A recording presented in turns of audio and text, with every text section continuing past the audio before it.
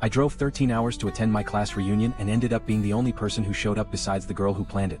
I drove 13 hours to attend my class reunion this weekend, and besides the girl who planned it, I was the only person who showed up. The girl who organized it was one of the shyest people in our graduating class, but also one of the smartest and kindest. She had put so much effort into everything. Decorations, games, cake, food, she really tried to make it special and fun for everyone. Then the excuses started rolling in. One person said they were sick. Another said their kid was sick. But one of the girls who canceled had literally posted on Snapchat the night before out bowling with her husband and kid. I even called and texted her asking if she was still coming, and she told me she or her family was sick. Then later that same day she asked me to come hang out with her that night. I just sat there thinking, I thought you were sick?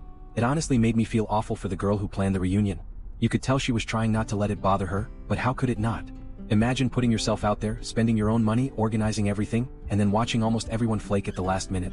What really got me is that I lived the farthest away out of everyone. I drove 13 hours to be there. The girl who planned it drove 2 hours.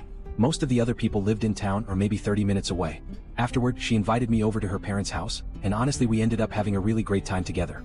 We rode around on golf carts, looked at her chickens, ducks, and turkeys and just talked for hours.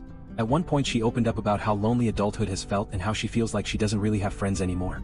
I paid the amount she originally asked everyone to chip in for the reunion, and she immediately offered to give it back since nobody came. I told her absolutely not. If anything, I wanted to help pay for half because she clearly spent a lot of time and money on all of it. She still refused to let me. The whole thing honestly made me sad. Not even just because people didn't show up, but because someone genuinely tried to create something thoughtful for people she cared about and almost nobody valued it enough to make the effort. I'm really glad I went though. I hope she knows at least one person appreciated everything she did.